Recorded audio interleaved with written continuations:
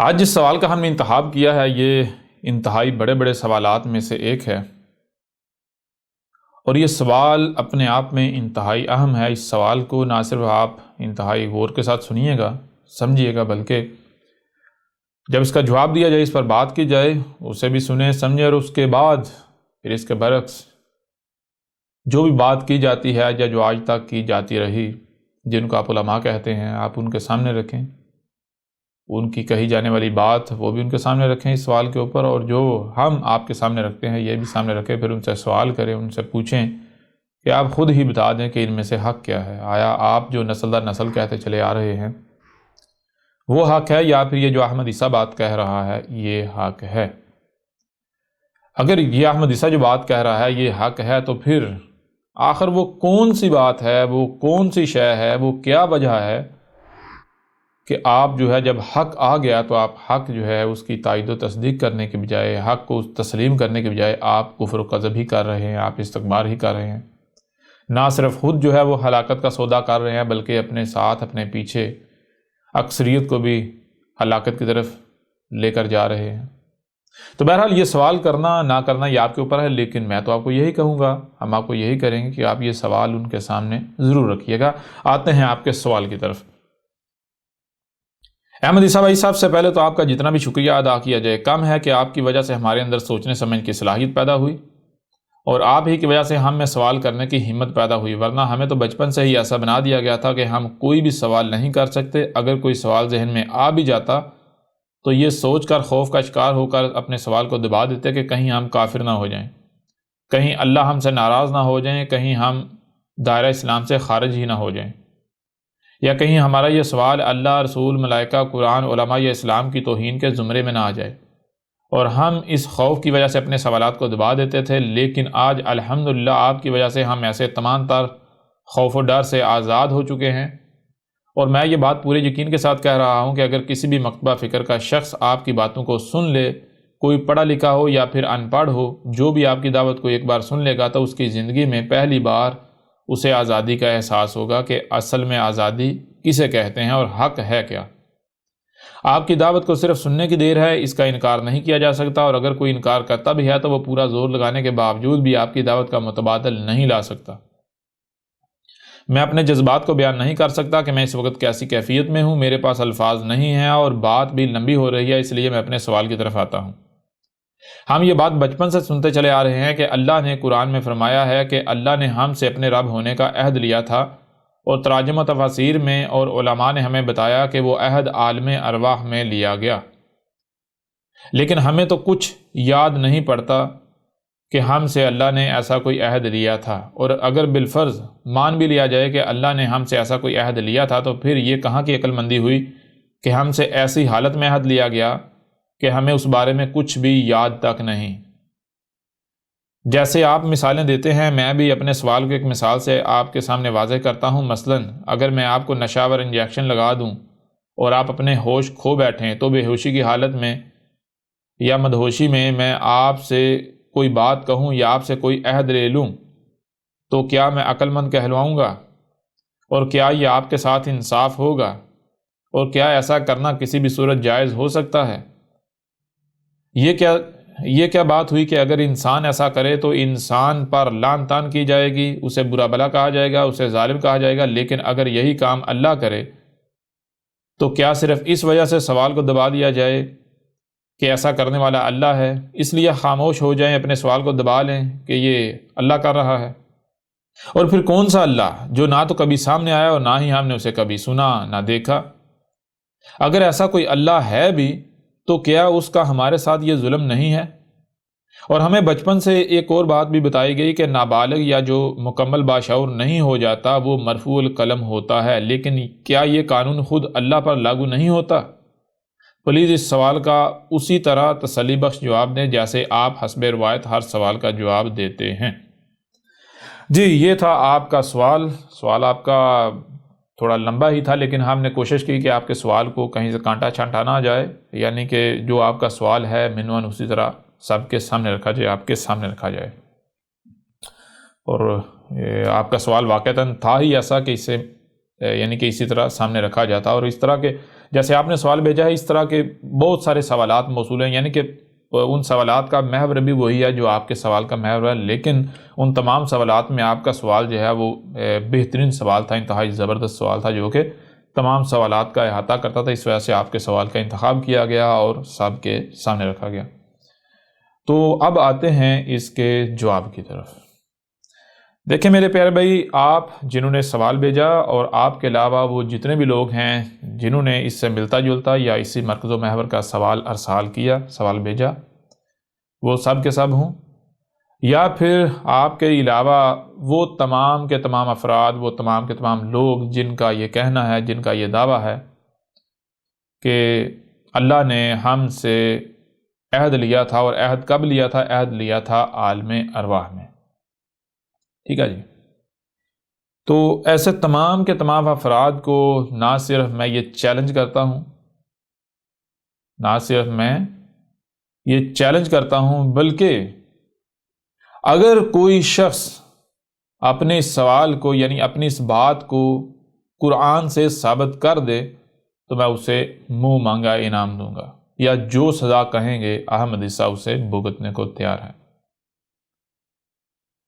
یعنی دیکھیں کہ یہ جو بات آپ نے کہی ہے، جو سوال آپ نے سامنے رکھا ہے، جی اللہ نے ہم سے عالم ارواح میں عہد لیا تھا، اور ظاہر بات ہے عالم ارواح کیا ہے کسی کو پتہ ہی نہیں ہے۔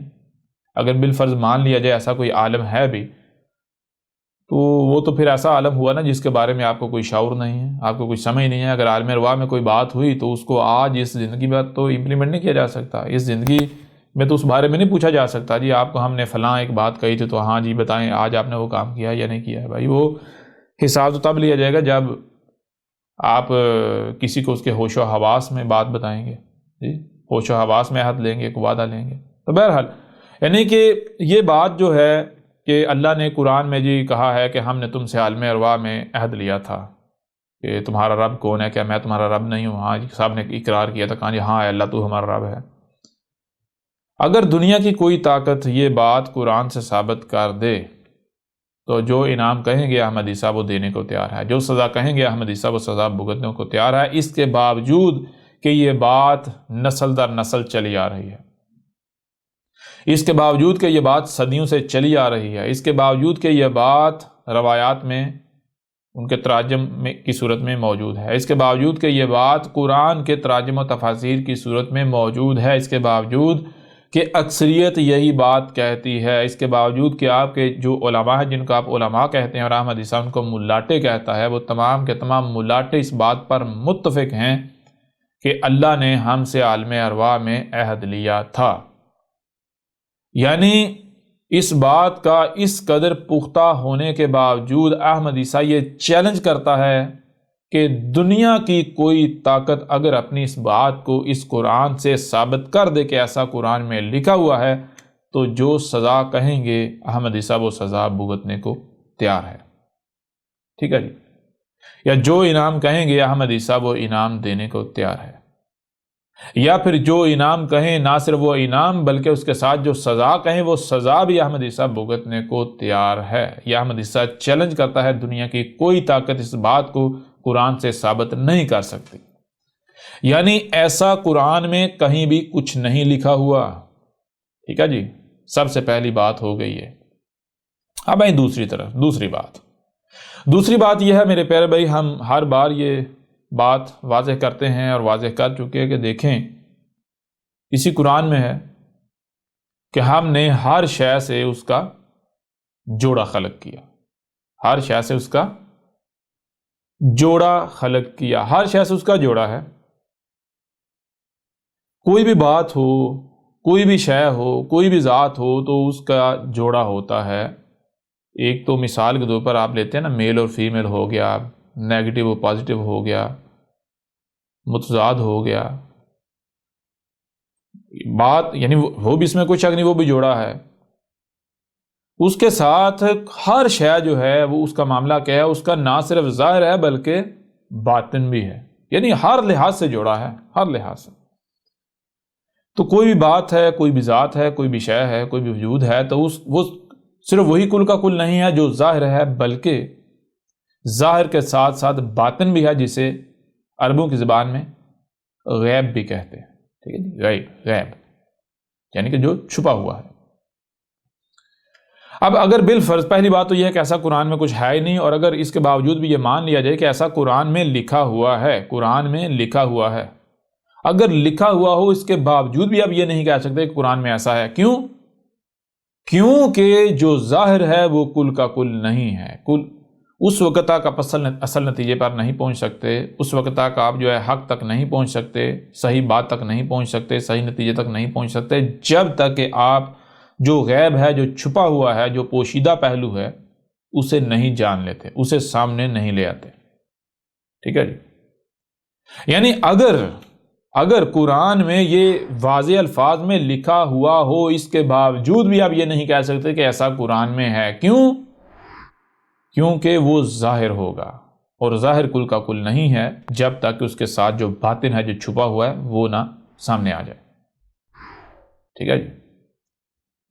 لیکن یہاں تو معاملہ یہ ہے کہ قرآن میں ظاہر بھی نہیں لکھا ہوا، ایسا ظاہراً بھی ایسا کچھ نہیں لکھا ہوا، ظاہراً بھی ایسا کچھ نہیں لکھا ہوا، ٹھیک ہے جی۔ پھر اس کے علاوہ آپ کے اوپر یہ بات بھی کھول کر واضح کی جا چکی کہ یہ قرآن کیا تھا، قرآن متشابہن کا مطلب کیا ہے؟ وہی دو پہلو ہیں بھائی، ایک ظاہر اور دوسرا باطن۔ یہ جو ظاہر ہے یہ کل کا کل نہیں ہے جب تک کہ جو باطن ہے، جو چھپا ہوا ہے، یعنی جو غیب ہے، وہ سامنے نہیں آ جاتا۔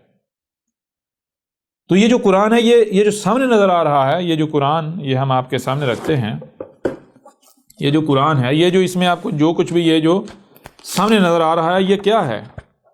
یہ ظاہر ہے، یہ ایک پہلو ہے، اور جو ظاہر ہے وہ کل کا کل نہیں ہوتا جب تک کہ جو باطن ہے وہ سامنے نہیں آ جاتا، ٹھیک ہے جی۔ تو اب قرآن کا جو باطن ہے، جو دوسرا حصہ ہے، اس کا علم کس کے پاس ہے؟ ظاہری بات ہے اسی کے پاس ہے جس نے اسے اتارا، جس نے اسے بھیجا، اس کے علاوہ اس کا علم کسی کے پاس نہیں ہے۔ اور یہی بات اس قرآن میں آپ کے اوپر بار بار واضح کی جا چکی، سورہ القیامہ میں ہے کہ یہ جو قرآن جو ہے، اس قرآن کو جب اتارا ہم نے ہے، یہ قرآن جو ہے یہ متشابہن ہے، تو پھر اس قرآن کو ہمارے علاوہ بیان کون کر سکتا ہے؟ یعنی اللہ کے علاوہ، اتارنے والے کے علاوہ کون ہے جو بیان کر سکے؟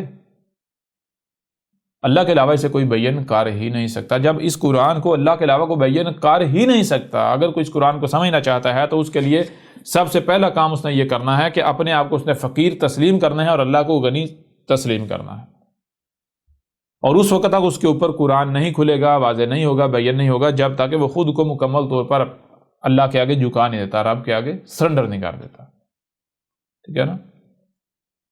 تو جب قرآن کو اللہ کے علاوہ کو بیان نہیں کر سکتا، تو پھر یہ جو ملاٹے ہیں، انہوں نے کس بنیاد پر یہ دعویٰ کیا کہ قرآن میں یہ لکھا ہوا ہے؟ یہ کس بنیاد پر یہ کہہ سکتے ہیں، یہ دعویٰ کر سکتے ہیں کہ قرآن میں فلاں بات ہے اور فلاں بات نہیں ہے؟ کس بنیاد پر کہہ سکتے ہیں؟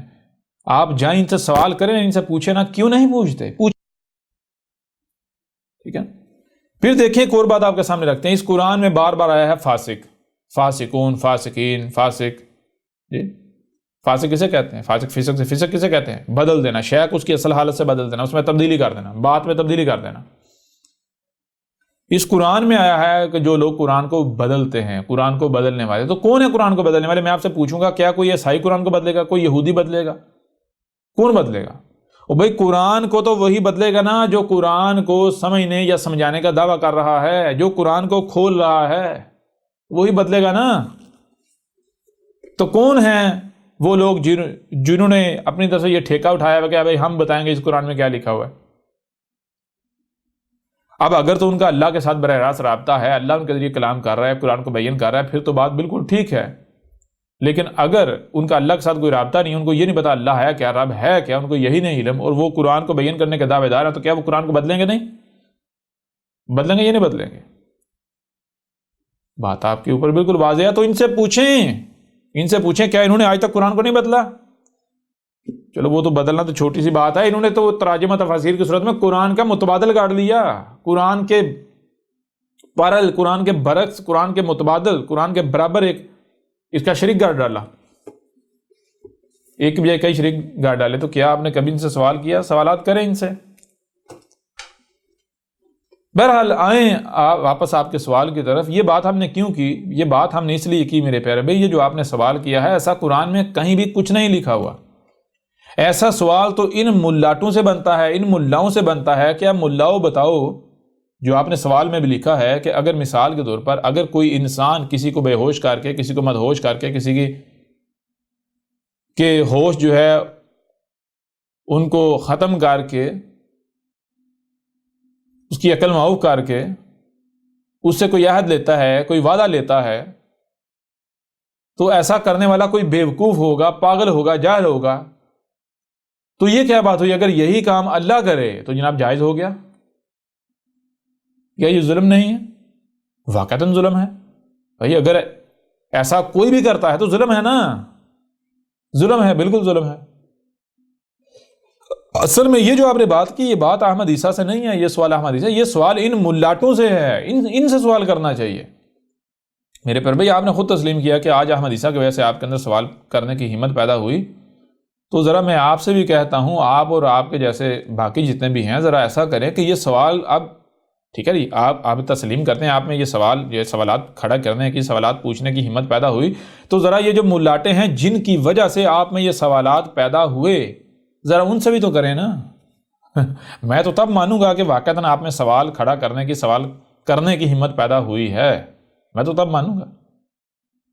اور ایسا نہیں ہے کہ احمد عیسیٰ جواب نہیں دے گا، احمد عیسیٰ جواب دے گا، احمد عیسیٰ جواب دے گا، اور جواب اسی طرح دے گا جیسے حسب روایت دیا جاتا ہے، ہر لحاظ سے، ہر پہلو سے کھول کر واضح کیا جائے گا۔ لیکن میں یہ بات کر رہا ہوں کہ میرے پیارے بھائی، جن لوگوں کی وجہ سے آپ میں یہ سوال پیدا ہوا، یہ سوال سب سے پہلے ان لوگوں سے کرنا چاہیے، ان سے پوچھنا چاہیے، ٹھیک ہے نا۔ حق کیا ہوتا ہے؟ حق تو وہ ہوتا ہے جب سامنے آئے تو کوئی سوال رہے نا، جو سوالات ہوں ان کے بھی جوابات مل جائیں، جو الجھنے ہوں وہ بھی سلجھ جائیں، وہ بھی ختم ہو جائیں، جو گتھیاں الجھی ہوئی ہوں وہ بھی سلجھ جائیں۔ میں آپ سے سوال کرتا ہوں کہ یہ اگر ایسا کوئی اللہ ہے اور وہ جناب کوئی بات کرتا ہے، جس بات کرنے سے، جو حکم دیتا ہے، جو حکم دینے سے سوالات کھڑے ہو جائیں، بندہ الجھنوں کا شکار ہو جائے، ایسا کوئی یعنی کہ ایسا اللہ حق ہو سکتا ہے؟ ایسی بات حق ہو سکتی ہے؟ یہ تو باطل کی پہچان ہے۔ اور بھائی حق تو وہ ہوتا ہے کہ سوالات اگر ہوں تو وہ بھی ختم ہو جائیں۔ حق جب سامنے آتا ہے سوالات ہوں بھی تو ختم ہو جاتے ہیں۔ تو یہ کیسا حق ہے جو کہتا جی میں حق ہوں، جب سامنے آتا ہے بات کرتا ہے تو سوالات کے انبار لگ جاتے ہیں، اور پھر سونے پہ سہاگا یہ ہے کہ سوال کرنے نہیں دیتا، ڈراتا ہے، دمکاتا ہے، خبردار کسی نے سوال کیا بس مانو مانو مانو۔ ایک طرف کہتا جی غور و فکر کرو، دوسری طرف کہتا نا عقل کا استعمال ہی نہیں کرنا، غور و فکر کرنا ہی نہیں، سوال تو کرنا ہی نہیں۔ یہ کیسا اللہ ہے؟ تو یہ سوال ان ملاٹوں سے پوچھنا چاہیے، ان ملاؤں سے پوچھنا چاہیے کہ اے ملاٹو، اے ملاؤ، اگر تم لوگ کہتے ہو کہ یعنی کہ جو تم باتیں کر رہے ہو، جو تم تراجم کر رہے ہو، جو تفاسیر تم کر رہے ہو، یہ واقعتاً اللہ ہی کا کلام ہے، یہ اللہ ہی کی باتیں ہیں، اللہ ہی ایسا کہہ رہا ہے، تو پھر اللہ باطل نہیں ہو سکتا۔ کیوں؟ کیونکہ اللہ اگر کوئی بات کرے تو اس بات پر کوئی چاہ کر بھی سوال نہیں اٹھا سکتا، ٹھیک ہے؟ اور اگر کسی کے اندر کوئی سوال پیدا ہوتا بھی ہے تو اللہ سوال سے خوف نہیں کھائے گا، سوال سے نہیں ڈرے گا کہ نہ بھی سوال نہیں کرنا۔ اور تم لوگ کیا کرتے ہو؟ تم لوگ جو کچھ اللہ سے منسوب کر کے، رسولوں سے منسوب کر کے، قرآن سے منسوب کر کے ہمارے سامنے لاتے ہو حق کے نام پر، جب وہ سامنے آتا ہے ہمارے سامنے سوالات کے انبار کھڑے ہو جاتے ہیں، ہم کنفیوز ہو جاتے ہیں، ہمیں اطمینان تو ہوتا نہیں، الٹا ہم الجھنوں کا شکار ہو جاتے ہیں۔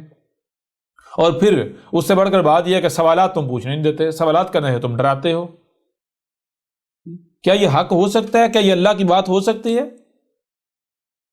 بھائی ان ملاٹوں کا تو اپنا کردار واضح کر رہا ہے کہ یہ آپ لوگوں کو اللہ کے نام پر گمراہ کر رہے ہیں، یہ آپ لوگوں کو، کیونکہ معاملہ یہ ہے کہ آپ پیدا ہوئے،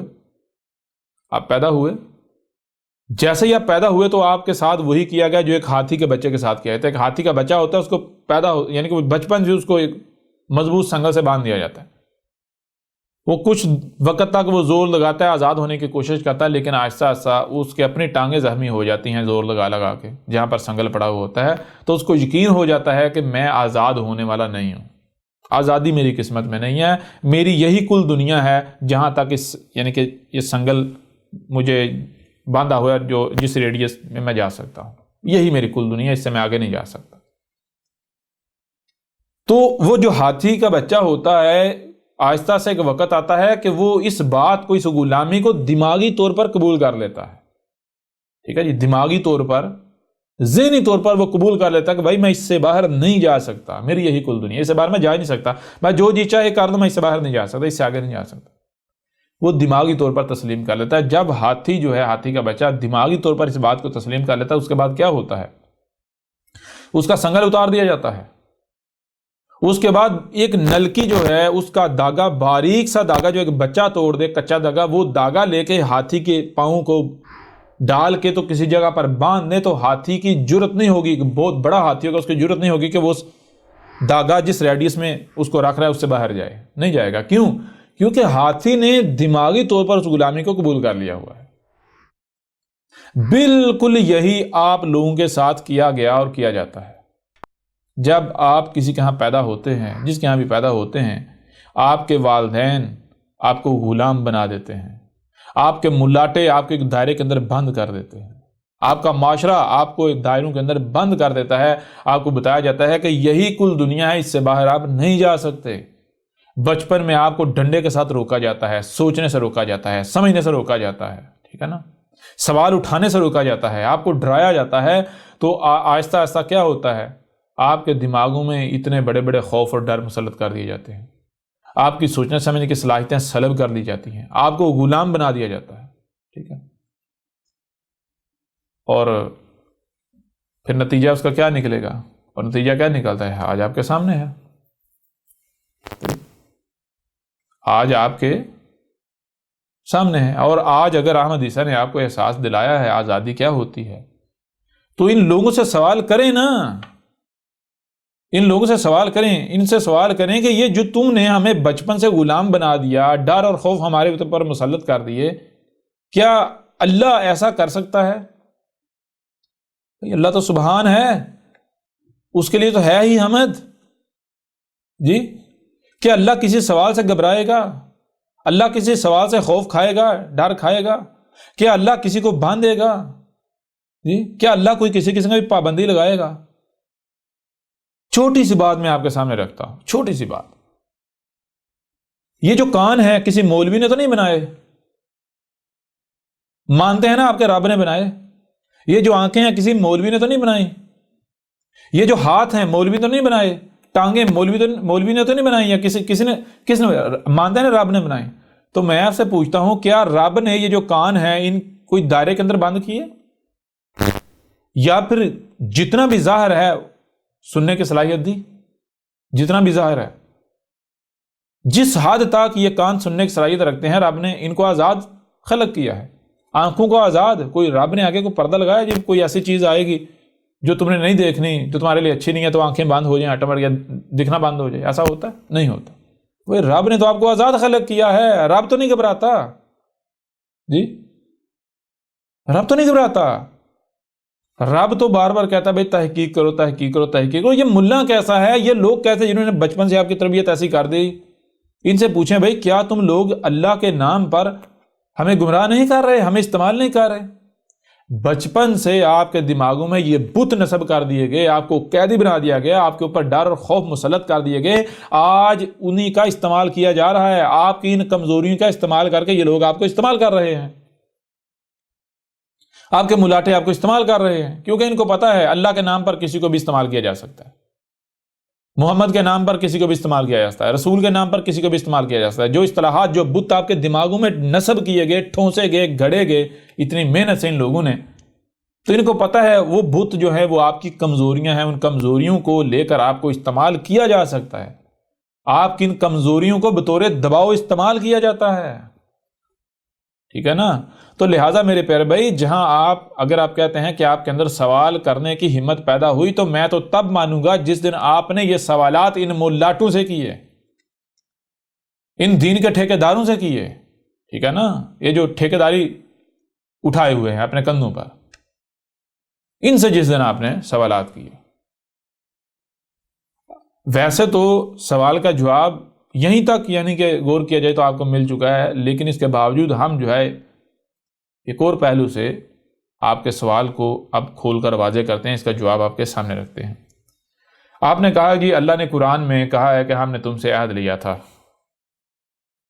اور وہ قرآن میں کون سی آیت ہے میں آپ کو بتاتا ہوں، یہ بہت مشہور آیت ہے.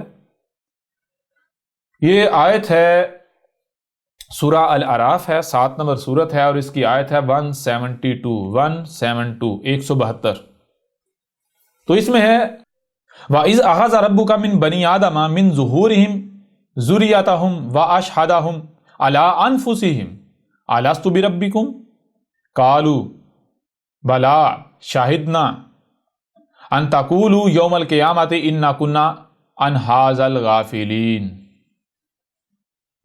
تو اس آیت میں کیا کہا گیا؟ اس آیت میں ایسی کوئی بات کہی ہی نہیں گئی کہ جو بات نسل در نسل آج تک چلی آ رہی ہے. اس آیت کو لے کر جو کہا جاتا ہے جی اللہ نے ہم سے عالم ارواح میں عہد لیا تھا کہ جی بتاؤ کیا میں تمہارا رب نہیں ہوں، یا تمہارا رب کون ہے؟ تو کہا ہاں اللہ تو ہمارا رب ہے.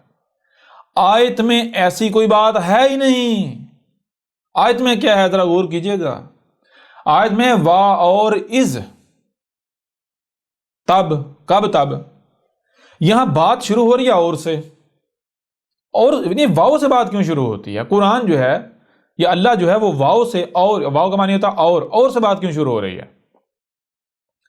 اور سے بات اس لیے شروع ہو رہی ہے میرے پیارے بھائیوں، یہ جو بات آپ نے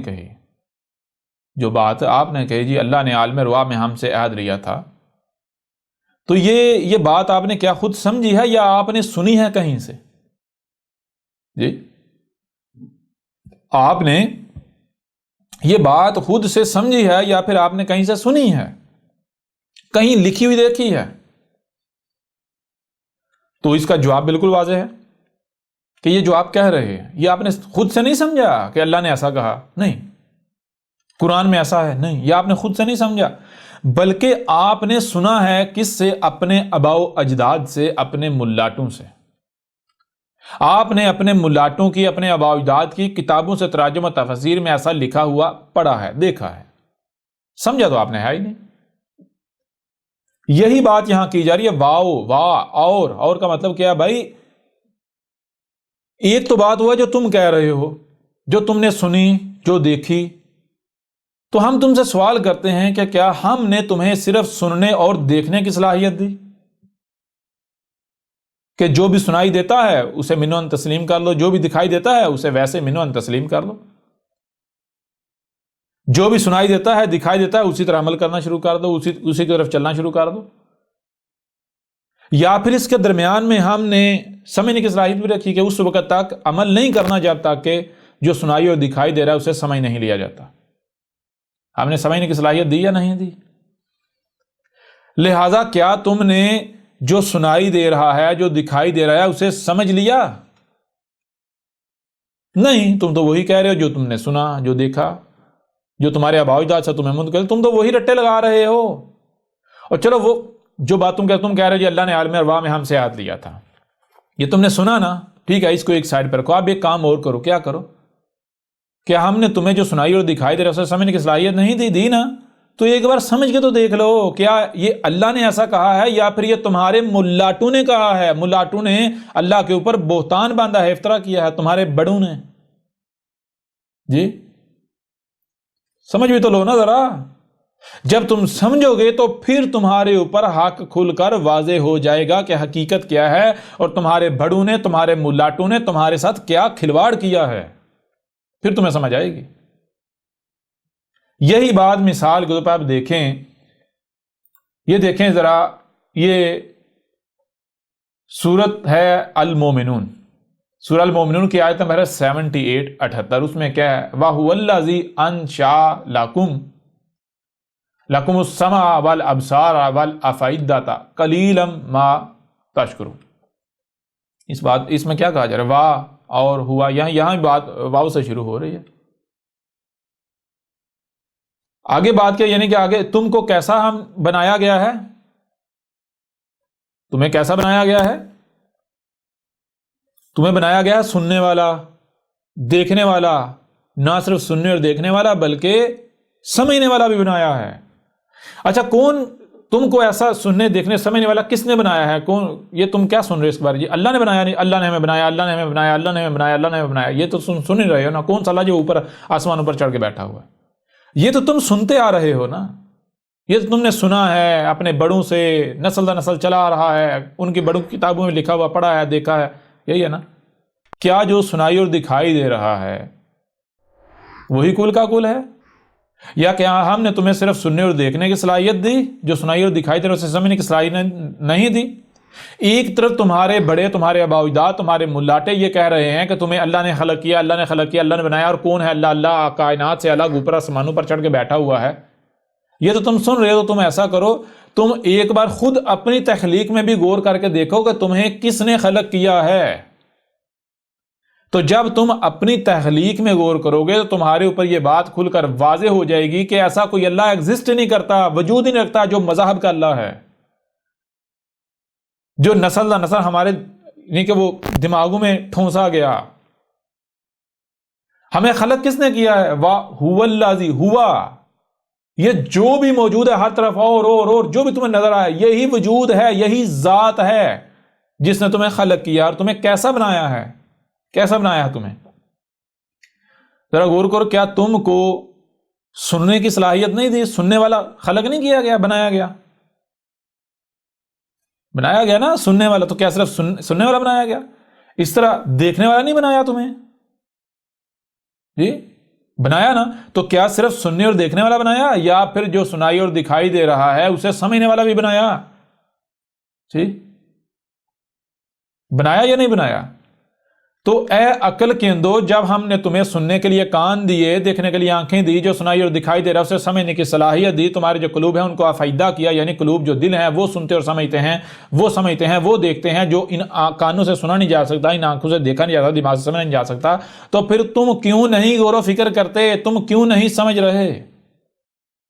کیوں نہیں؟ یہی بات آگے گئی، قلیلا ما تشکرون. انتہائی تھوڑے ہیں جو کون سے؟ جو شکر کر رہے ہیں. شکر کیا؟ جو ان صلاحیتوں کا اسی مقصد کے لیے استعمال کر رہے ہیں جس مقصد کے لیے یہ دی گئی. یعنی جو صرف سنتے اور دیکھتے نہیں، جو ایسا نہیں کرتا صرف جو سنا اس کو مان لیا، جو دیکھا اس کو مان لیا. نہیں، جو سنتے اور دیکھتے ہیں اس کو سمجھ بھی رہے ہیں، بغیر سمجھے نہیں مانتے. ایسے انتہائی کم ہیں. اکثریت کا معاملہ کیا ہے؟ اکثریت جو ہے وہ کفر کر رہی ہے. اکثریت جو ہے وہ ظن کی اتباع کر رہی ہے. اکثریت اسی کے پیچھے چل رہی ہے جس کے اوپر اس نے اپنے بڑوں کو پایا.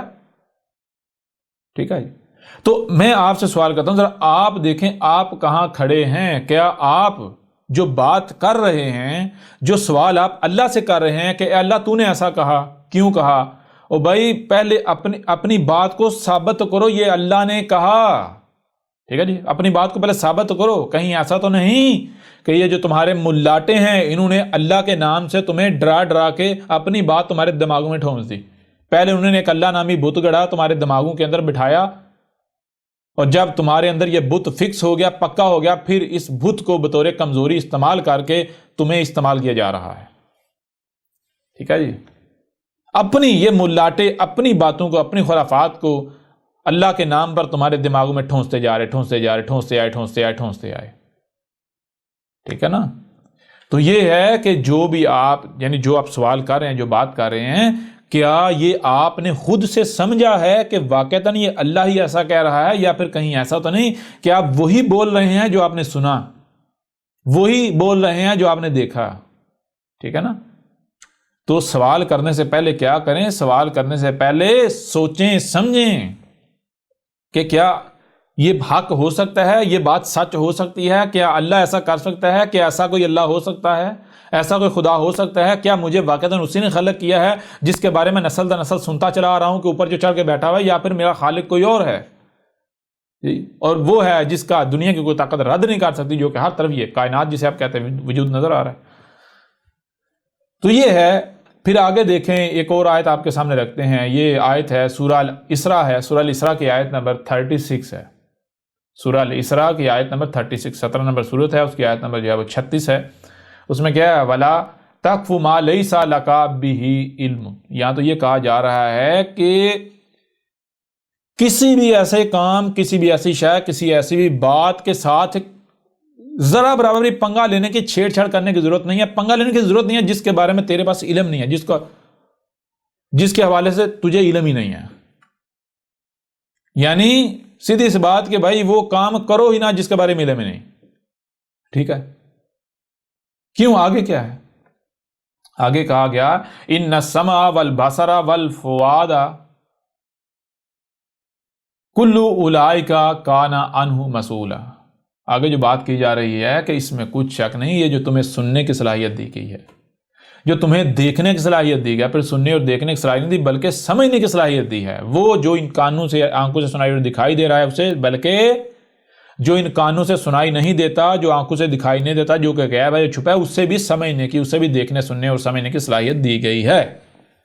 تو کیا ہوگا؟ کلن، یہ جتنی بھی صلاحیتیں تمہیں دی گئی ہیں، اولئک کان، جن کو اولئک جن کو بھی یہ صلاحیتیں دی گئی ہیں، جن کو بھی دی گئی ہیں، کانا، یہ قانون میں کر دیا، عنہ مسئولا، ان کے بارے میں جو ہے ایسی ہر صلاحیت کے بارے میں جو ہے وہ سوال کیا جا رہا ہے، سوال کیا جائے گا، پوچھا جا رہا ہے. ٹھیک ہے. اگر آپ کوئی بھی کام کرتے ہیں، کچھ بھی کرتے ہیں، کوئی بھی بات مانتے ہیں، تو ذرا دیکھیں کہ کیا آپ نے کس بنیاد پر اس بات کو مان لیا، کس بنیاد پر مان لیا؟ کہ صرف اس بنیاد پر مان لیا کہ میرے بڑوں نے کہا؟ کیا اس بنیاد پر مان لیا کہ یہ تواتر کے ساتھ چلی جا رہی ہے؟ کیا اس بنیاد پر مان لیا کہ اکثریت کہہ رہی ہے؟ تو اصل بنیاد کیا؟ اصل بنیاد یہ ہے کہ جو آپ نے سنا وہ اسے مان لیا، منوان تسلیم کر لیا. تو کیا تمہیں صرف سننے کی صلاحیت دی، یا پھر جو سنائی دیتا ہے اسے سمجھنے کی صلاحیت بھی دی؟ کیا ہم نے تمہیں صرف دیکھنے کی صلاحیت دی، یا پھر جو دکھائی دے رہا ہے اسے سمجھنے کی بھی صلاحیت دی؟ تو کوئی بھی کام کرتے ہو، کوئی بھی بات کرتے ہو، اس وقت تک نہ کرو جب تک کہ تم اسے سمجھ نہیں لیتے. کسی کی بھی بات اس وقت تک نہ مانو جب تک کہ سمجھ نہیں لیتے. لیکن تمہارا معاملہ کیا ہے؟ تم لوگوں نے اپنے دماغوں میں بت بٹھائے ہوئے ہیں، بت بنائے ہوئے ہیں. کسی ملاٹے کا بت، کہیں پر اللہ نامی بت، کہیں پر رسول نامی بت، طرح طرح کے بت بٹھائے ہوئے ہیں. اور دیکھا جاتا ہے کہ یہ شخص جو ہے اس کی کمزوری کیا ہے، اس کے دماغ میں کون سا بت ہے. اگر اس کے دماغ میں قرآن نامی بت ہے تو قرآن سے منسوب کر کے تمہارے، یعنی کہ اس کمزوری کا فائدہ اٹھاتے ہیں، اپنی بات کو تمہارے دماغوں میں ڈالا جائے گا، تم سے منوایا جائے گا. کیونکہ سامنے والے کو پتا ہے اگر میں نے اپنی بات، میں نے کہا جی یہ میری بات ہے مان جو، تو کوئی بھی مانے، وہ کہے گا تو کون ہے، تیری بات کیوں مان لوں. لہذا دیکھو کہ یہ کس کی مانتا ہے، اس کے دماغ میں بت کون سا ہے. تو اگر کسی کے دماغ میں قرآن نامی بت بنا دیا گیا، یہ ایسا ہے جناب، اس کو کوئی بھی بات بتاؤ یہ قرآن میں لکھا ہوا ہے تو مان جائے گا. خود تو اس کو پتہ نا قرآن ہے کیا، جو بھی بتاؤ کہ قرآن سے منسوب کر کے مان جائے گا. لہذا ایسے لوگوں کو قرآن کے نام پر گمراہ کیا جاتا ہے، ان کو اپنے پیچھے چلایا جاتا ہے بھیڑوں کی طرح. اور جن کی کمزوری، کوئی بابا ہوتا ہے، کوئی ملاٹا ہوتا ہے، کوئی فرقہ ہوتا ہے، کوئی گروہ ہوتا ہے، کوئی جو جس کی کمزوری تھے، جس کے دماغ میں جو بت ہوتا ہے، اسی بت کو، اسی کمزوری کا فائدہ اٹھاتے ہوئے، اسی بت کا استعمال کرتے ہوئے، اسی کمزوری کا استعمال کرتے ہوئے یہ ملاٹے اپنی بات کو، یہ جو چلاک اور مکار لوگ ہوتے ہیں، یہ اپنی بات کو لوگوں کے دماغوں میں ٹھونستے ہیں، تمہارے دماغوں میں ڈالتے ہیں، تمہیں منواتے ہیں. ٹھیک ہے جی. کسی کے دماغوں میں روایات کا بت ہے، کسی کے دماغ میں باب بخاری کا بت ہے، باب مسلم کا بت ہے، کسی شیطان کا، یہ جتنے بھی شیاطین ہیں، طرح طرح کے شیاطین کے بت ہیں. تو جس کے دماغ میں جو بت ہے، پہلے یہ ملاٹے کیا کرتے ہیں، پہلے یہ ملاٹے تمہارے دماغوں میں بت ڈالتے ہیں، بت گڑتے ہیں، بت تراشتے ہیں، بت تراش کر فٹ کرتے ہیں. اور ایک تو ہوتا ہے فزیکلی بت، مادی بت، جو مٹی کا، پتھر کا ہوتا ہے، اس کو توڑنا آسان ہوتا ہے، اس کو سمجھنا آسان ہوتا ہے، اس کو توڑنا آسان ہوتا ہے. لیکن یہ جو دماغی بت ہوتے ہیں نا، ٹھیک ہے، یہ ایک بار اگر کھڑا ہو جائے تو اس کو توڑنا انتہائی مشکل ہوتا ہے. اور تمہارے تو جب تم پیدا ہوتے ہو، پیدا ہوتے تمہارے دماغوں میں یہ بت تراشنا شروع کر دیتے ہیں، تمہارے بڑے والدین شروع کر دیتے ہیں. اور جب تک تم بڑے ہوتے ہو، باشعور ہوتے ہو، تب تک اتنے مضبوط بت تمہارے دماغوں میں کھڑے کر دیے جا چکے ہوتے ہیں کہ پھر تم جو ہے وہ انہی بتوں کی غلامی کرتے ہو جو تمہارے دماغوں میں تصوراتی ہوتے ہیں. پھر ان بتوں سے منسوب کر کے جو چاہے یہ لوگ، یہ چلاک اور مکار لوگ، یہ تمہارے دماغوں میں ٹھونستے ہیں، اپنی باتیں تمہارے دماغوں میں ڈالتے ہیں، اور بدلے میں تم سے تمہارا مال کھاتے ہیں. ٹھیک ہے، موجیں کرتے ہیں، لگژری لائف جو ہے، لگژری زندگی جو ہے گزارتے ہیں. ٹھیک ہے جی. تو یہ ہے کوئی بھی بات کرنے سے پہلے، کوئی بھی کام کرنے سے پہلے میرے پیارے بھائی یا میرے پیارے بھائیوں بہنوں، جو بھی حق کے طلبگار ہیں، سب سے پہلے یہ دیکھا جائے کہ میں جو بات کرنے جا رہا ہوں، میں جو کام کرنے جا رہا ہوں، کیا میں نے اسے سمجھ لیا؟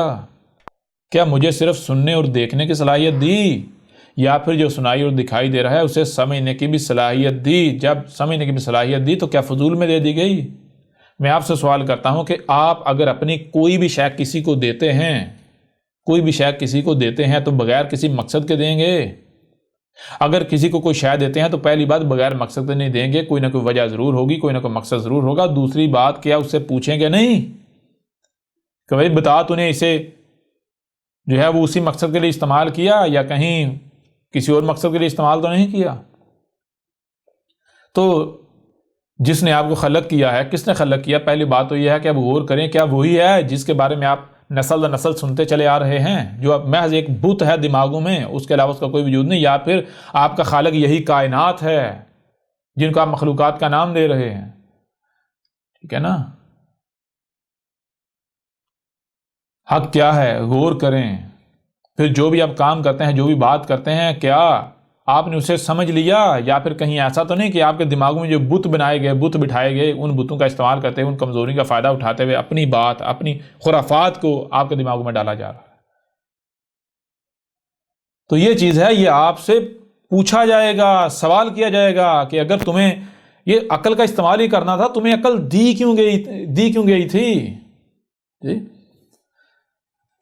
آپ مثال کا آپ کہتے ہیں جی محمد ہمارا رسول تھا، محمد ہمارا رسول ہے، تو کیا یہ نہیں کہا کہ اگر رسول میں تمہارے لیے اسوۃ حسنہ ہے، یعنی بالکل ویسے بننا ہے جیسے رسول تھا؟ تو کیا محمد نے یہی کیا جو تم کر رہے ہو؟ یہی ابراہیم کی ملت ہے جو تم لوگ کر رہے ہو، جو آپ لوگ کر رہے ہو؟ یہی ابراہیم کی ملت ہے؟ غور تو کرو، کر کیا رہے ہو؟ آپ تو اپنے اعمال سے، زبان سے جھوٹ بولا جا سکتا ہے، عمل جھوٹ نہیں ہوتا۔ زبان سے آپ کہتے ہو کہ ہم اللہ سے محبت کرتے ہیں، رسولوں سے محبت کرتے ہیں، قرآن سے محبت کرتے ہیں، اللہ سچا، رسول سچے، قرآن سچا، اور اپنے عمل سے آپ کہتے ہو اللہ بھی جھوٹا، قرآن بھی جھوٹا، رسول بھی جھوٹے۔ آپ اپنے عمل سے ان کے اوپر تہمتیں لگاتے ہو، الزامات لگاتے ہو، ملامتیں کرتے ہو۔ کبھی آپ نے غور کیا؟ تھوڑا سا تو غور کریں۔ تو یہ اب آئیں واپس اس آیت کی طرف۔ آیت کہاں سے شروع ہو رہی ہے؟ سورہ الاعراف جو ہے، سورہ الاعراف کی آیت نمبر 172، اور کیا ہے؟ یعنی دیکھو، ایک بات تو وہ ہے جو تم سنتے چلے آ رہے ہو، نسل در نسل جو چلتی آ رہی ہے، جو تم نے سنا۔ کیا سنا؟ تم نے یہ سنا کہ جناب اللہ نے عالم ارواح سے ہم سے عہد لیا تھا۔ اور عالم ارواح کیا ہے؟ پتہ ہی نہیں، یہاں تک کہ یہ نہیں علم روح کیا ہے۔ عالم ارواح، روح کی جمع ارواح بنا دیا۔ یہ تو ایسے جیسے آپ سے پوچھا جائے بھائی بتا پانی کی جمع کیا ہے؟ پانی کی جمع کوئی ہو سکتی؟ جی کوئی بیوقوف ہی ہوگا جو کہے جی پانی کی جمع بھی ہوتی ہے۔ بالکل تھا، روح کی جمع، جن لوگوں نے روح کی جمع ارواح بنا دیا، وہ تو خود اظہار کر رہے ہیں، خود بتا رہے ہیں کہ بھائی ہم سے بڑا بیوقوف کوئی اور ہو ہی نہیں سکتا۔ جو بندہ پانی کی جمع بنانا شروع ہو جائے وہ عقل مند ہوگا؟ بالکل اس سے اگر پانی کی جمع باندھ سکتی ہے تو بھائی روح کی جمع بھی باندھ سکتی ہے۔ پورے قرآن میں اٹھا کر دیکھو، پورے قرآن میں کہیں لفظ ارواح آیا؟ کہیں محمد نے یا کسی ایک بھی رسول نے اپنی زبان سے لفظ ارواح استعمال کیا؟ جی ثابت کر دے دنیا کی کوئی طاقت، ارواح کوئی لفظ ہے ہی نہیں، ارواح بن نہیں سکتا۔ بہرحال پہلی بات تو یہ ہے، نہ لفظ ارواح ہے، نہ ہی کوئی عالم ارواح ہے۔ یہ سب کی سب خرافات ہیں جو محمد سے پہلے چلی آ رہی تھی، جو یہودیوں اور عیسائیوں میں پائی جاتی ہیں۔ ٹھیک ہے نا؟ آگے بڑھیں۔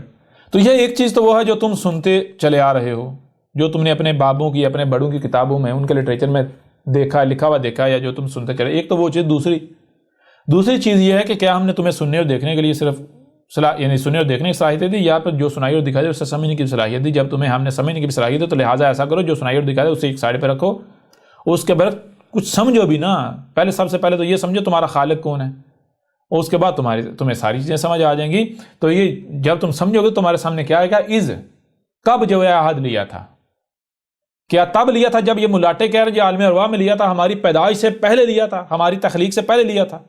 یا پھر نتیجہ کچھ اور نکلا، نتیجہ یہ نکلا وَإِذْ أَخَذَ رَبُّكَ، عہد کس نے لیا؟ عہد تب لیا جب تمہارا رب کا مطلب کیا ہے؟ جس نے تمہیں تخلیق کیا، وجود میں لایا، اور جس نے تمہیں وجود میں لایا ہے اس نے عہد لیا۔ تو کب یہاں لفظ اللہ استعمال نہیں ہے، لفظ رب استعمال ہے، رب عہد لے رہا ہے، تو رب تب ہی کروائے گا جب وہ خلق کرے گا، وجود میں لے کر آئے گا کسی کو، ٹھیک ہے جی، جب وہ وجود میں لے کر آئے گا، جب وہ رب ہوگا، ٹھیک ہے۔ یہاں لفظ رب کا یہ بتا رہا ہے کہ عہد تب آپ سے لیا گیا ہے جب آپ کو وجود میں لے آیا گیا، اور جو آپ کو وجود میں لے کر آیا اس نے آپ سے عہد لیا۔ تو وجود میں کون میں لایا آپ کو؟ وجود میں یہی کائنات، جسے یہ کائنات آپ کہتے ہیں، مخلوقات، یہی نیچر، فطرت، یہ کائنات آپ کو وجود میں لے کر آئی، جسے آپ مخلوقات کا نام دے رہے ہیں۔ یہ مخلوقات نہیں ہیں، یہ ایک وجود ہے، ایک وجود، ہر مخلوق دوسرے ساتھ کنیکٹڈ ہے، ایک ہی وجود ہے، یہ وجود تمہیں جو ہے وہ وجود میں لے کر پائے۔ اور پھر آگے من بنی آدم، جو بنی آدم ہے، جن کو آدم سے بنایا گیا۔ تو جب آپ اپنی تخلیق میں غور کریں گے آپ کو یہ بھی پتا چل جائے گا آدم کیا ہے، اور آدم سے جن کو بنایا گیا وہ کون ہے، یہ بھی سارا آپ کو سمجھ آ جائے گا۔ آدم وہ نہیں تمہارے سامنے آئے گا جو نسل در نسل تم سنتے چلے آئے، نہیں، بلکہ تمہارے سامنے آدم کیا آئے گا؟ زمین کا خون، جسے کروڈ آئل کہتے ہو، جسے ایک دوسرے پہلو سے تین کہا گیا۔ اور من بنی آدم، جن کو آدم سے بنایا گیا۔ کون آدم سے، کن کو بنایا گیا؟ جب تم غور کرو تخلیق اپنے، تمہارے اوپر بالکل ہاں بھائی، ہمیں آدم سے یعنی زمین کے خون سے، جسے تم کروڈ آئل کہتے ہو، اس سے تمہیں تخلیق کیا گیا، اس سے بنایا گیا۔ اچھا پھر آگے عہد کب لیا گیا؟ آگے ذرا غور کیجیے گا۔ من ظہورہم، من سے ظہورہم، جیسے جیسے تم جو ہے آگے ظاہر ہوتے چلے جا رہے ہو، ظہور ہوتا، تمہارا ظہور ہوتا چلا جا رہا ہے، کیسے؟ ذریتہم، ذریتہم، جو لوگ موجود ہوتے ہیں، جو بشر موجود ہوتے ہیں، ان کی ذریت اولاد کی صورت میں جب تم ظاہر ہوتے ہو تب عہد لیا جاتا ہے تم سے۔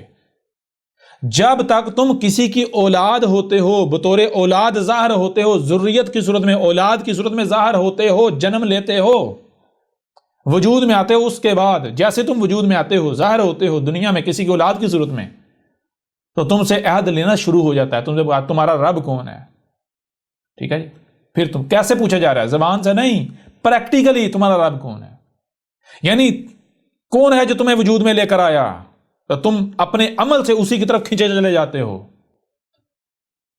کون ہے جس کے ہاتھ میں تمہارا نفع نقصان ہے، تو تم اسی کی طرف کھینچے چلے جاتے ہو۔ کون ہے جو تمہیں پہناتا ہے، تم اسی کی طرف جاتے ہو۔ کون ہے جو تمہیں کھلاتا ہے، کون ہوتے ہیں وہ تمہارا رب؟ تمہارے والدین جو تمہیں وجود میں لے کر آئے، تم انہی کی طرف کھینچے چلے جاتے ہو۔ تمہیں ذرا سے بھی یہی چوٹ لگتی ہے تو اسی کی طرف، انہی کی طرف دوڑے چلے جاتے ہو۔ یہ بات ہو رہی ہے۔ اور آگے آگے وَأَشْهَدَهُمْ عَلَىٰ أَنفُسِهِمْ، تو کہا یہ جتنے بھی موجود ہیں ان کی اپنی ذاتوں نے، اپنے وجود نے اپنے اوپر گواہی دی، أَلَسْتُ بِرَبِّكُمْ، کہ ان کا رب کون ہے؟ اپنے رب کے ساتھ تم لوگوں نے کیا کیا؟ تم لوگوں نے رب کے ساتھ یہ گواہی دی کر تمہارا رب کون ہے، رب کے ساتھ، ٹھیک ہے جی۔ یہ کیا بات ہو رہی ہے؟ یہ بات یہ ہو رہی ہے کہ جب تمہیں وجود میں لایا گیا تو ذرا غور کرو، تمہیں وجود میں کون لے کر آیا؟ کہ اوپر بیٹھا اللہ لے کر آیا، یا تمہارے والدین تمہیں وجود میں لے کر آئے؟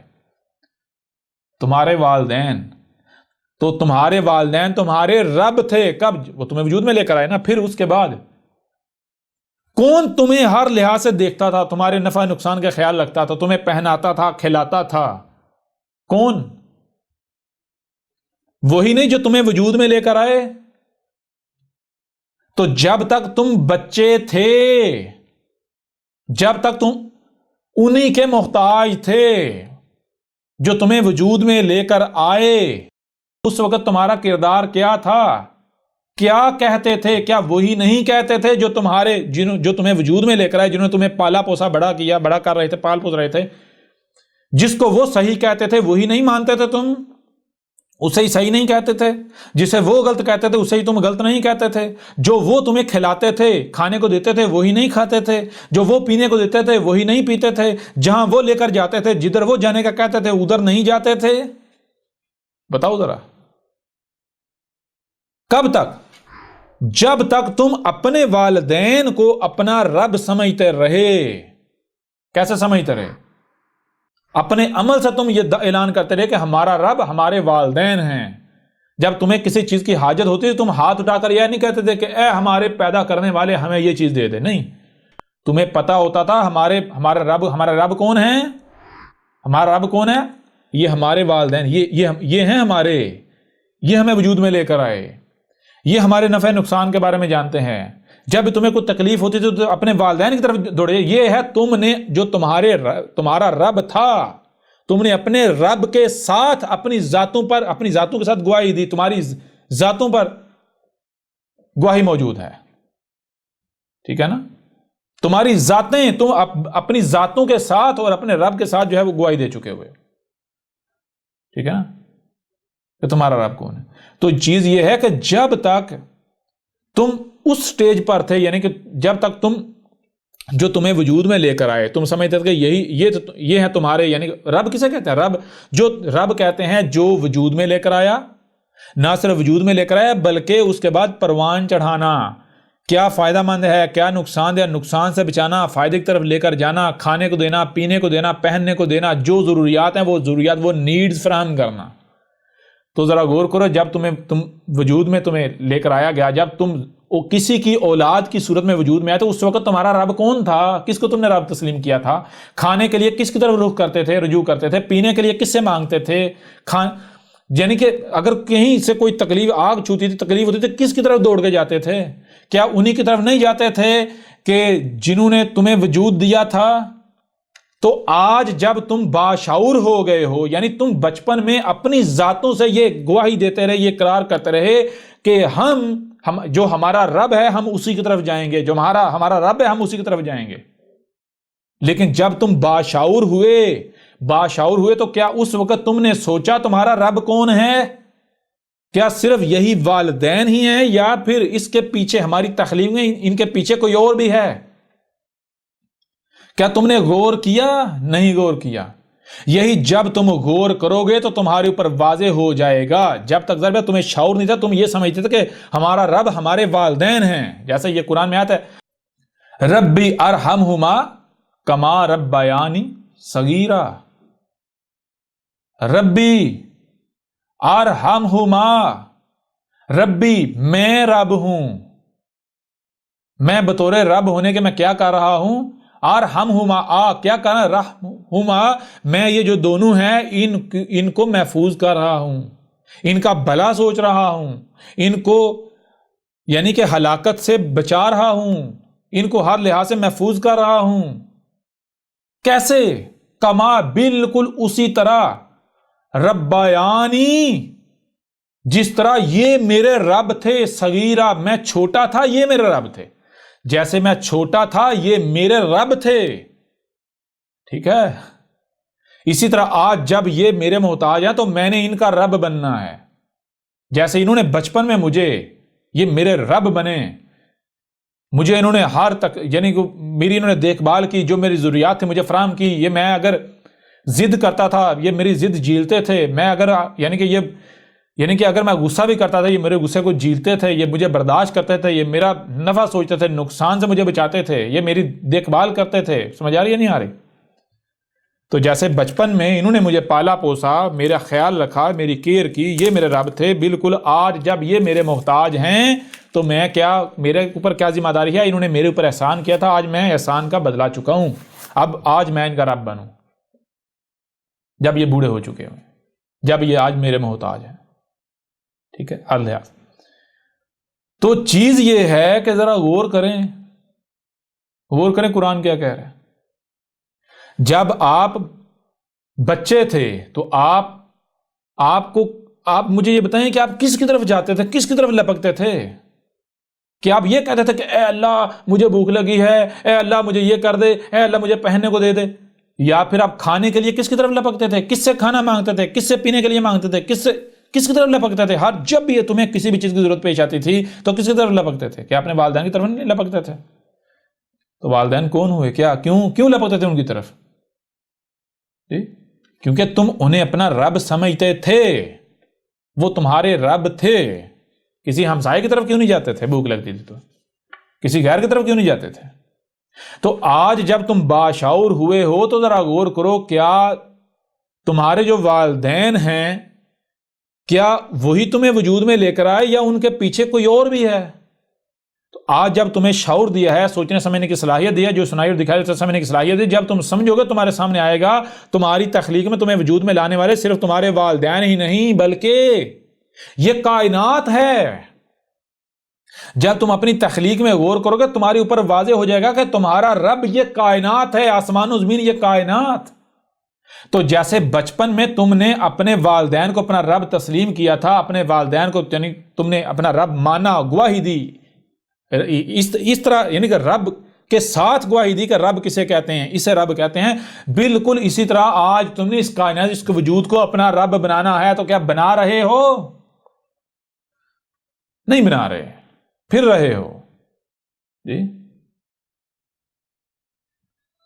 کالو کہہ رہے ہیں بلا شاہدنا، بلکہ ہم تو گواہی دے رہے ہیں، ہم نے تو گواہی دے دی، یعنی وہی بچپن میں تمہاری ذاتوں نے گواہی دے دی تھی، تمہارے وجود نے، کہ ہمارا رب کون ہے۔ بچپن میں کس بنیاد پر والدین کو کہتے تھے کہ پہناؤ کھلاؤ؟ ہر جب کوئی بھی ضرورت پیش آتی تو والدین کی طرف، بڑوں کی طرف کیوں دوڑے جاتے تھے جی؟ کیا پھر تب شرک کر رہے تھے؟ اگر کوئی اللہ اوپر آسمانوں پر چڑھ کے بیٹھا ہوا ہے پھر تو شرک ہو گیا۔ تمہاری ذاتیں خود گواہ ہیں جب تم کسی کی ضروریت اولاد کی صورت میں وجود میں آئے تھے، ضرورت کی صورت میں، کہ رب کون ہے، رب کسے کہتے ہیں، رب بنانا کیا ہوتا ہے، رب کسے بنانا ہے، کون رب بنانے کیا حل ہے۔ تو آج ذرا غور کرو، جب تم غور کرو گے تمہارے اوپر بالکل واضح ہو جائے گا تمہارا رب کون ہے۔ تمہارا رب یہی کائنات ہے۔ کیسا رب بنا رہے ہو؟ جو تمہاری نیڈز ہیں نیچر سے لے رہے ہو یا پھر ضد کر رہے ہو، دشمنی کر رہے ہو؟ ذرا غور کرو، بچپن میں جب تم اپنے والدین کے محتاج تھے تو اگر تم والدین کی بات نہیں مانتے تھے، جس طرف جانے سے والدین تمہیں روکتے تھے اس طرف تم جاتے تھے، نقصان ہوتا تھا یا نہیں ہوتا تھا؟ ہوتا تھا نا جی؟ ہوتا تھا نقصان یا نہیں ہوتا تھا؟ شر کا سامنا کرنا پڑتا تھا یا نہیں کرنا پڑتا تھا؟ تو آج ذرا غور کرو، تمہارا رب کون ثابت ہوتا ہے؟ کون تمہیں وجود میں لے کر آئی؟ یہی کائنات تمہیں وجود میں نہیں لے کر آئی؟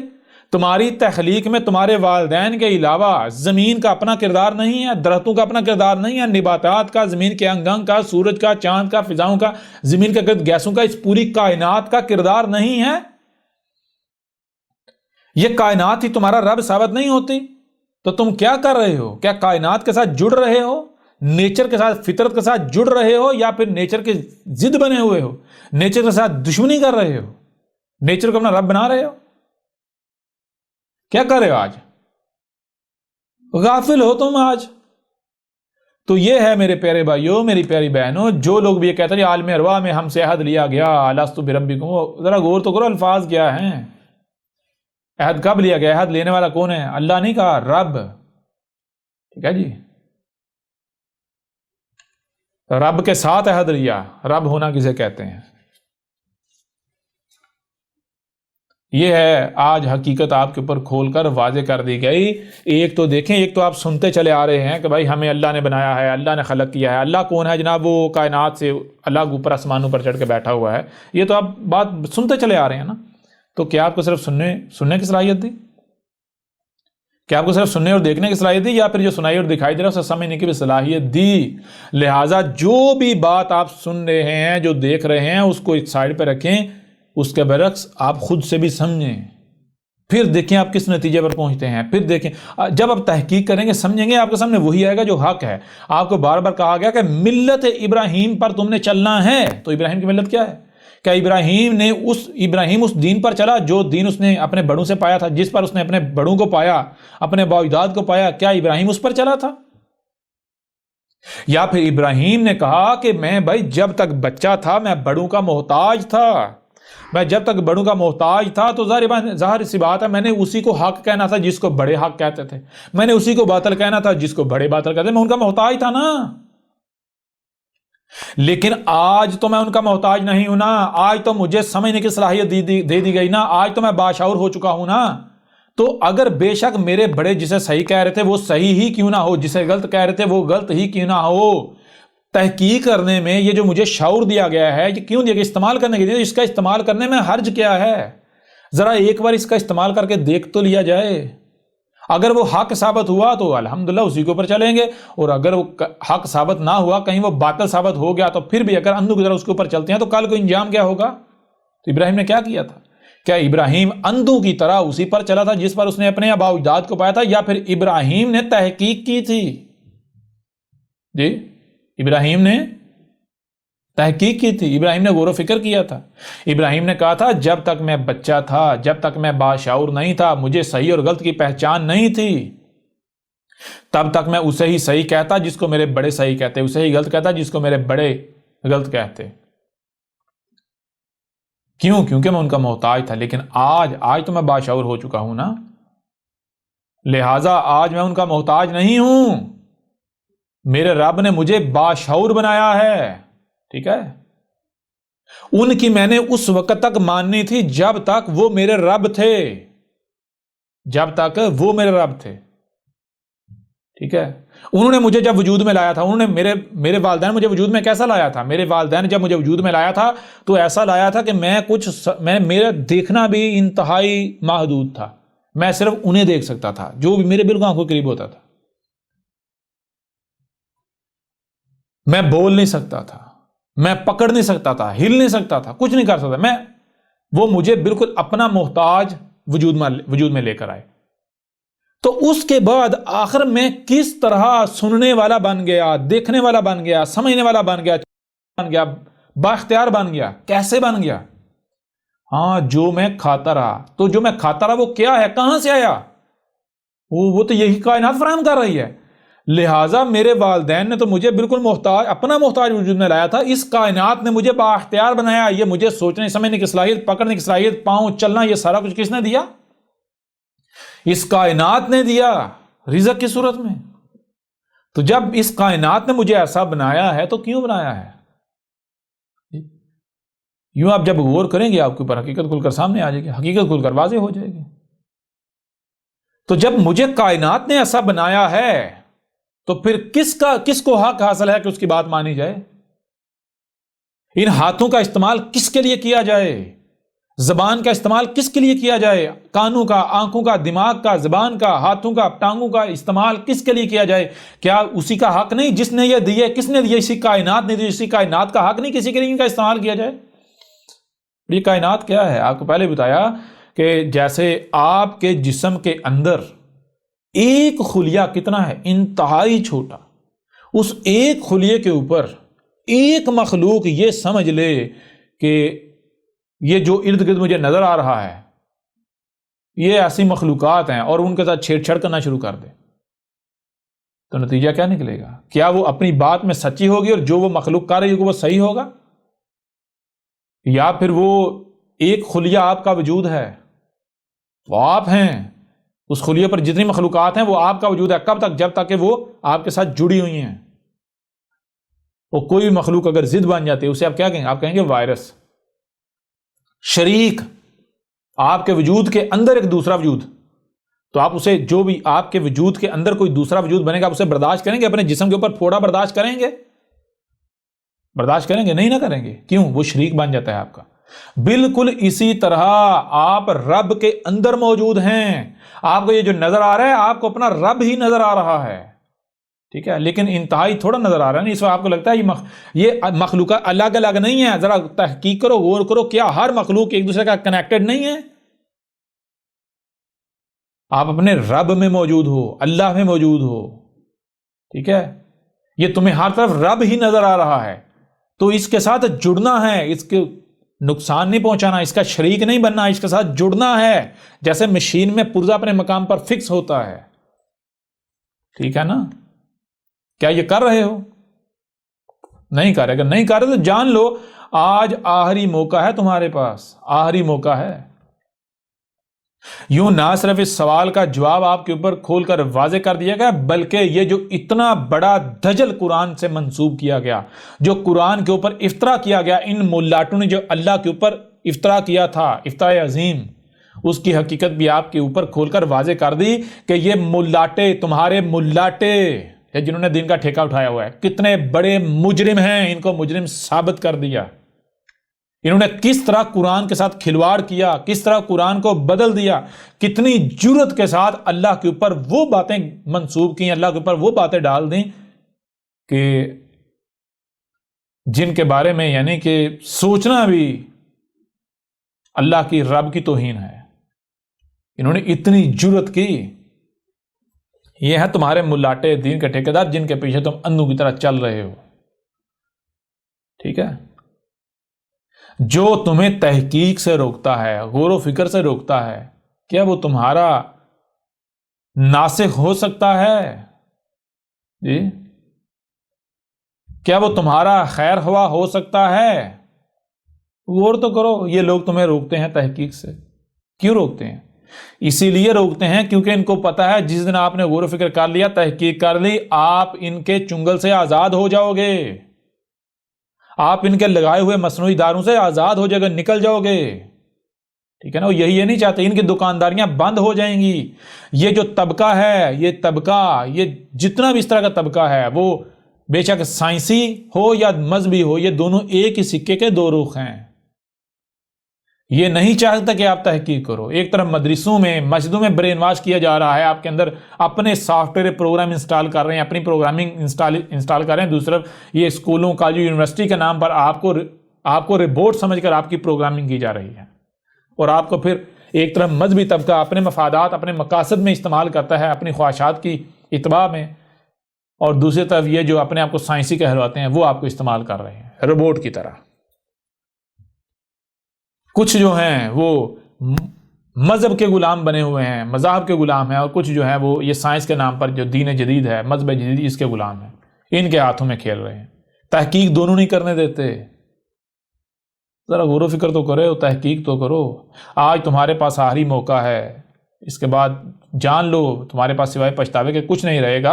اور یہ ہے احمد عیسیٰ کی دعوت. ذرا بتاؤ, کیا احمد عیسیٰ تم سے کوئی چندے مانگ رہا ہے, کوئی فنڈ مانگ رہا ہے, کوئی اجرت مانگ رہا ہے, کوئی بدلہ مانگ رہا ہے؟ بتاؤ ذرا, کیا احمد عیسیٰ تم سے کچھ مانگ رہا ہے؟ جی, احمد عیسیٰ کیا کوئی زور زبردستی تمہارے اوپر کوئی چیز, کوئی بات مسلط کر رہا ہے؟ احمد عیسیٰ تمہاری کسی کمزوری کا فائدہ اٹھاتے ہوئے کوئی اپنی بات تمہارے دماغوں میں زبردستی ٹھونس رہا ہے؟ احمد عیسیٰ تمہارے اوپر کسی قسم کا کوئی دباؤ استعمال کر رہا ہے؟ نہیں نا. تو پھر تمہیں ڈر کس چیز کا ہے, خوف کس چیز کا ہے؟ جی احمد عیسیٰ کی بات نہ سنو, اس کی بات سنو گے تو تمہارا ایمان جاتا رہے گا. بڑی عجیب بات ہے. گدھے کے بچوں, قرآن, تم کہتے ہیں ہم قرآن کے ماننے والے. قرآن بار بار کہہ رہا ہے غور و فکر, غور و فکر, غور و فکر, غور و فکر. جہاں سے بھی کوئی بات حق کے نام پر بات سامنے آتی ہے, آواز بلند ہوتی ہے, اس کو سنو سنو سنو, سمجھو سمجھو سمجھو, اور تم کہتے ہیں نہیں جی. پھر کہتے ہیں ہم قرآن کے ماننے والے. تم سے بڑا قرآن کا منکر ہی کوئی نہیں. قرآن کی توہین کرنے والا تم سے بڑا کوئی ہے ہی نہیں. کہتے ہیں ہم اللہ کو مانتے ہیں. اور اللہ کو مانتے ہیں, پہلے یہ تو تمہیں علم ہونا چاہیے اللہ ہے کیا. اللہ کا تمہیں علم نہیں, اللہ کو مانتے ہو, اللہ کی مانتے ہو, پتہ تمہیں اللہ کا ہے نہیں, رب کا علم تمہیں ہے نہیں, کسی چیز کا تمہیں علم ہے نہیں. تم تو اندھوں کی طرح اپنے آباء و اجداد کے پیچھے چل رہے ہو. لہذا اس نشست کو یہیں پر کلوز کرتے ہیں. نہ صرف اس سوال کا جواب کے اوپر کھول کر واضح کر دیا گیا, بلکہ یہ جو ملاٹوں کا, یہ جو مذہب کا, یہ جو اسلام کا جو دجل عظیم تھا, یہ جو تمہارے جو آباء و اجداد کا جو مذہب تھا, جو دین تھا, اس کا جو دجل و فریب تھا, وہ چاک کر کے آپ کے سامنے رکھ دیا. ان ملاٹوں کو, دین کے ٹھیکیداروں کو فاسق ثابت کر دیا. دنیا کی کوئی طاقت غلط ثابت نہیں کر سکتی. اب بھی اگر کوئی سمجھتا ہے کہ احمد عیسیٰ کذاب ہے, احمد عیسیٰ غلط ہے, احمد عیسیٰ باطل ہے, تو احمد عیسیٰ چیلنج کرتا ہے کہ وہ میدان میں آئے اور اپنی بات کو ثابت کرے, احمد عیسیٰ کو کذاب ثابت کرے. ورنہ جان لو تمہارے پاس سوائے پچھتاوے کے اور کچھ نہیں رہے گا. اور ایک مانے گا, لیکن بالکل اسی طرح مانے گا جس طرح فرعون مانا تھا. آل فرعون مانے تھے, اور جو ان سے پہلے ہلاک ہوئے تھے وہ مانے تھے. یعنی جیسے تمہارے آباء و اجداد مانے تھے بالکل تم اسی طرح مانو گے، یہ ہمارا تم سے وعدہ ہے۔ اور ہمارا کن کا؟ میں تمہارا رب تم سے کلام کر رہا ہوں۔ یہ جو تمہیں تمہارے سامنے نظر آ رہا ہے 5-6 فٹ کا، یہ ہماری زبان ہے، یہ میں نہیں، یہ میرا ہے، یہ میری زبان ہے۔ میں تمہارا رب تم سے کلام کر رہا ہوں، اور میں تم سے یہ عہد کر رہا ہوں، وعدہ کر رہا ہوں کہ تم ایک ایک مانو گے، ایک ایک مانو گے، لیکن تب تمہارا ماننا تمہیں کوئی نفع نہیں دے گا۔ جان لو یہ حق ہے، اور حق کو حق حاصل ہے کہ حق کو مانا جائے، کیونکہ حق اپنا شریک برداشت نہیں کرتا، حق لا شریک ہے۔ باطل تب تک پنپناتا ہے، تب تک دندناتا ہے جب تک کہ حق آ نہیں جاتا، ٹھیک ہے؟ جب حق آ جاتا ہے تو حق لا شریک ہے۔ حق کیا؟ حق یہ ہے کہ پہلے زبان سے متنبہ کیا جائے، اور اس طرح زبان سے متنبہ کیا جائے کہ رائی برابر بھی کسی بھی قسم کا کوئی دباؤ نہ ڈالا جائے، ٹھیک ہے؟ کوئی مانے تو دل سے مانے، جو کفر کرے انکار کرے تو دل سے کفر کرے، دل سے انکار کرے، کھل کر انکار کرے۔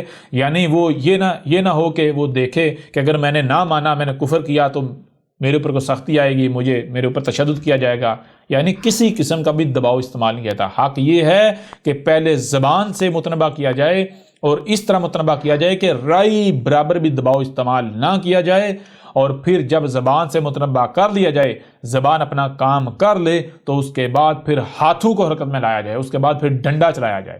جب ہاتھ حرکت میں آئیں گے تو پھر ہر کوئی مانے گا، پھر جو لاتوں کے بت ہیں وہ مانیں گے۔